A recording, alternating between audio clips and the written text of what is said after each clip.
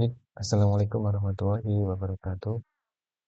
Saya Muhammad Alami, MPN 2021 3020 dengan 256.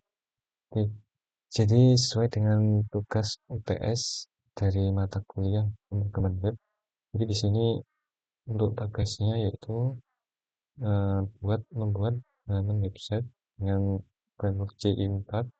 Lalu untuk kontrolnya di sini dashboard.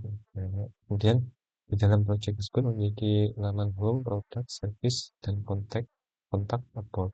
Kemudian sini juga diperintahkan untuk menggunakan template SPadmin 2 Bootstrap.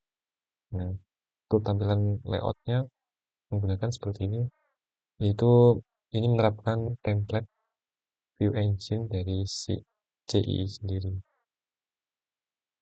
supaya nanti usable.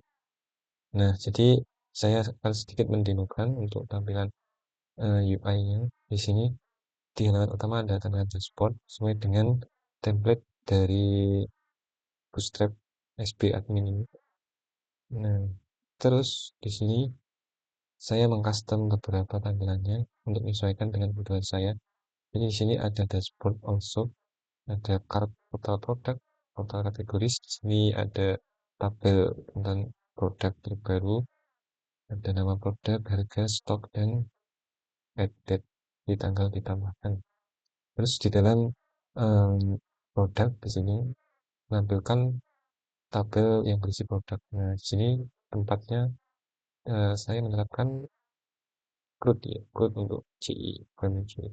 Nah, misalkan saya ambil coba tambahkan data baru ya. Misalkan di sini datanya tes aja ya, cuma tes aja.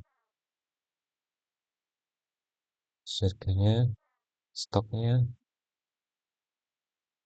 terus kategorinya masuk. Oke, saya tambah. Hmm.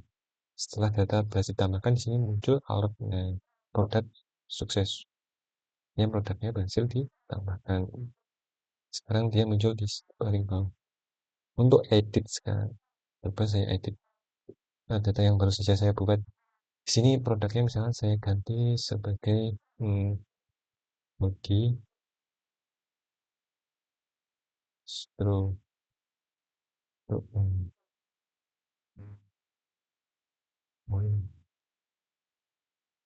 Misalkan kayak gini, untuk price harga dan stoknya masih sama, saya ganti kategorinya menjadi fashion, saya update. Ketika berhasil, di sini muncul produk produk update sukses, artinya produknya berhasil diupdate. Kemudian saya coba untuk menghapus salah satu data ini. Misalkan di sini ada data yang stoknya 15, saya coba delete. Nah, di sini muncul alert untuk seperti ini. Delete this product. Kalau saya tekan OK, maka produknya berhasil dihapus. Begitu juga dengan untuk kategori. Dalam kategori ini, dia di sini juga sudah menerapkan loop ya. Saya ambil coba aja salah satu di sini ya. Nah, misalkan saya hapus screen-nya, terus saya update. Sekarang kategori update sukses, artinya kategorinya berhasil ya. Untuk tambah juga saya coba, misalkan kategorinya tergolong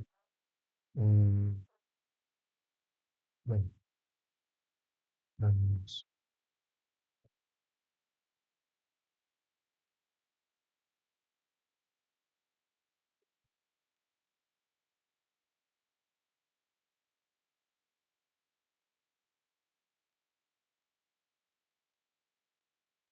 Nah, di sini sudah saya tambahkan data baru. Lalu ketika saya add kategori, maka seharusnya akan ditambahkan kategorinya sesuai dengan ini. Kategori add successful. Berarti tandanya kategorinya berhasil ditambahkan. Oke, selanjutnya untuk tampilan service, kontak, upload. Sini hanya tampilan UI saja. Jadi saya menggunakan data dummy. Misalkan di sini kayak gini, kontak. Ini juga hanya contoh ya. Kemudian yang terakhir ada untuk memenuhi tugas dari yang sudah ditetapkan di dalam tugas UTS ini. Nah, untuk source code-nya di sini coba saya sebutkan di dalam sini. Yang pertama, untuk urutannya pasti dari dashboard. Misalkan saya coba buka dashboardnya dulu. Nah, di sini kan berisi data-data controllernya ya. Nah, di sini ada kelas dashboard yang mengextend atau mewarisi dari kelas base control. Nah, base controller. Di sini ada kelas apa method index untuk menampilkan halaman utamanya. Di sini DB koneksi database-nya. Dan di sini ada array associated dan data isinya seperti ini yang kita tampilkan di halaman utama ini. Ada title, achievement, back content, sebagai sesum, file produknya kayak ini. Ini menghitung semua hasilnya. Terus di sini untuk tab produk terbaru diambil dari produk berdasarkan data tanggalnya yang descending akhirnya artinya secara terbalik ya, dari yang besar ke yang baru. Oke, jadi selanjutnya untuk produk ini juga ada konfigurasi database.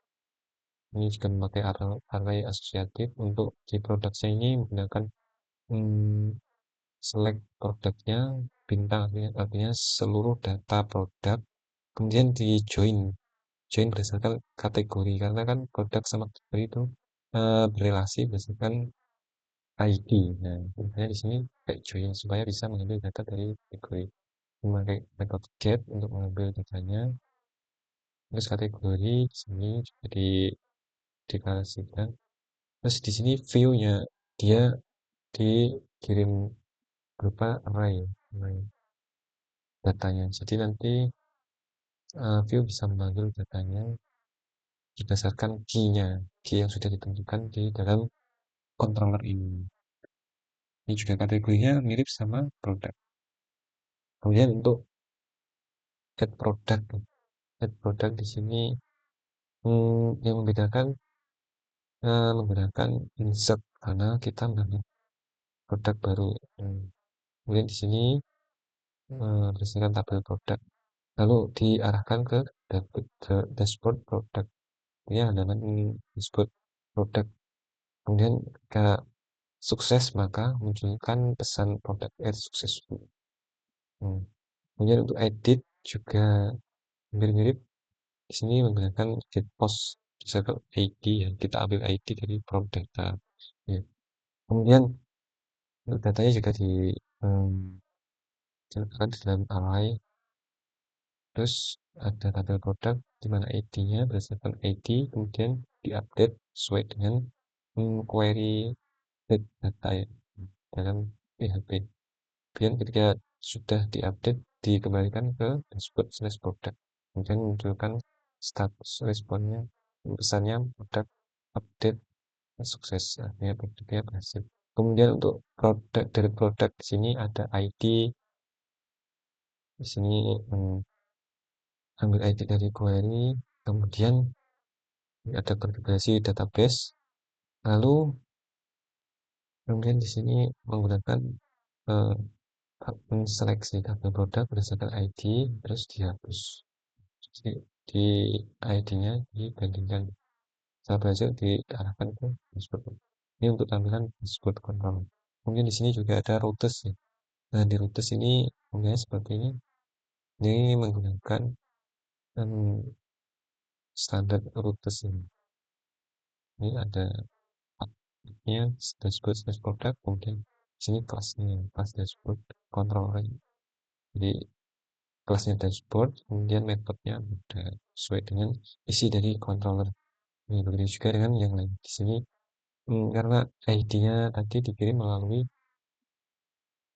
sini ditangkap melalui view ya. Jadi di sini nggak dikirim di dalam parameter ini. Ini untuk proses kemudian ada lagi konfigurasi database di dalam database ini. Jadi saya memakai database ini untuk mengoneksikan nama database saya. Sini contohnya ada localhost nama database-nya Outshop. Lalu di dalam hmm, model, di dalam model ada dua model. Saya ambil contoh yang produk model aja karena sama. Jadi di sini ada kelas produk model yang mengisi model. Kemudian di sini ada compact table produk.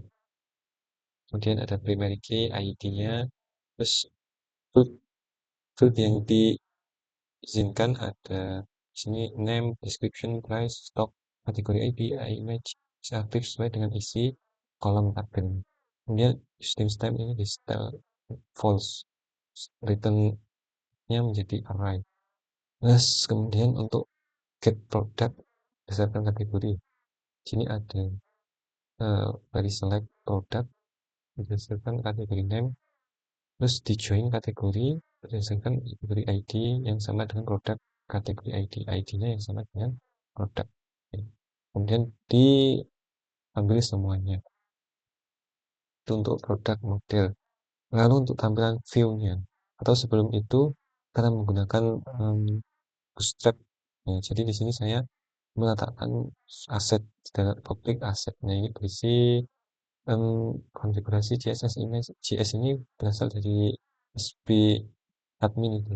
Saya pindah ke dalam public supaya nanti mudah untuk pemanggilannya, routenan, nah, routingnya. Kemudian juga jadi itu lalu untuk view-nya. Nah, di dalam view misalkan di sini di produk. Nah, contohnya di produk di sini ini menggunakan bootstrap ya, kelas bootstrap. Jadi ini memakai kelas yang sudah ditetapkan oleh bootstrap. Contohnya di sini ada satu yang berisi kelas ukuran fontnya menjadi H3. Kemudian margin bentuknya 0, teksnya juga menjadi 20. Ditambahnya flag kalau small, terus item center, justify content, between, MP, margin buttonnya. Terus di sini juga ada ini untuk tampilan out ya, outnya ketika data error atau ini untuk sukses. Tapi ini saya komen karena sudah ada di dalam kontrol room. Jadi ini untuk kita mengambil data produk. Jadi di sini di loop menggunakan for each. Kemudian kita ambil produk name-nya, terus produk kategori, berdasarkan nama kolomnya. Yang terakhir ini angkanya di format. Sini menggunakan nama format. Terus produknya produk stok sesuai dengan isi kolomnya. Lalu di sini juga ada data targetnya, edit produk model karena ini button untuk edit. Jadi nanti di redirect ke ID-nya untuk nanti ditangkap di dalam edit produk di sini. Ini dia produknya di sana. Lalu untuk add produk ini, add produk di sini menggunakan modal konten. Lalu actionnya di sini slash dashboard ke slash add product sesuai dengan rutesnya. Kemudian metodenya jadi post karena ini kan mengirim data, jadi kita menggunakan request. Lalu untuk di dalam buttonnya ini di button pakai tipe submit ini, submit. Kemudian untuk untuk editnya ini agak sedikit berbeda karena kita di sini mengambil ID-nya ini. Di sini kita hidden untuk menyembunyikan nilai ID-nya. Lalu actionnya di slash dashboard slash add product yang sudah didefinisikan dalam kontrol metodenya sama post. Di sini diambil datanya berdasarkan ini yang sudah di looping, di mapping ya nilainya supaya nanti bisa diedit. Terus ini juga menggunakan button submit. Jadi itu untuk product view. Lalu untuk mmm, home, about, sama service, kontak itu hampir sama ya. Hanya sekedar tampilan aja, UI aja. Di sini juga menggunakan Fast Bootstrap, Bootstrap ini.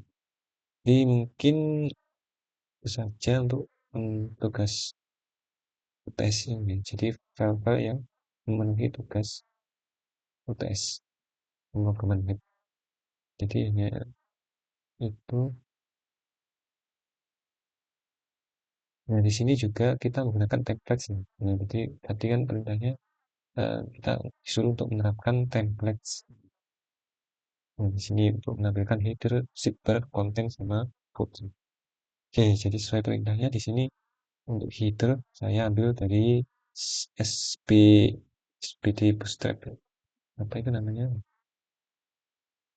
SB Admin Bootstrap. Jadi ini saya ambil potongan headernya. Lalu kemudian setelah header ada sidebar. Kemudian ini sesuai dengan sidebar yang ada dalam SB Admin template-nya. Terus kemudian di sini juga ada top bar, top bar. Nah, di sini top bar untuk menampilkan navbar di atas. Kalau sidebar itu di posisi samping. Jadi ini bagian atasnya. Terus kemudian juga ada footer bagian bawahnya. Ada footer. Nah, di sini scriptnya ini untuk mengimport folder jQuery, Bootstrap untuk memenuhi kebutuhan templates dari SB Admin. Jadi ini semuanya saya copy dari template SB Admin. Kemudian di layout, untuk layout ini dia menggabungkan keseluruhan template ini supaya nanti dia bisa menerapkan kontennya. Nah, jadi sebagai kontennya nanti, maka di dalam controller ini dia diarahkan ke template/layout. Jadi yang dipakai itu untuk menampilkan UI-nya nanti memakai layout. Jadi layout yang sudah di-include. Nah, jadi layout itu isinya yang sudah di-includekan sidebar, header, topbar, dan footer. Jadi sudah lengkap. Jadi nanti bisa reusable ya. Baik, kayak gitu. Mungkin saya kira cukup sampai di sini atas penjelasan sekilas tentang tugas UAS, UTS, maksud saya UTS dari material pemrograman web. Oke, terima kasih. Saya akhiri. Assalamualaikum warahmatullahi wabarakatuh.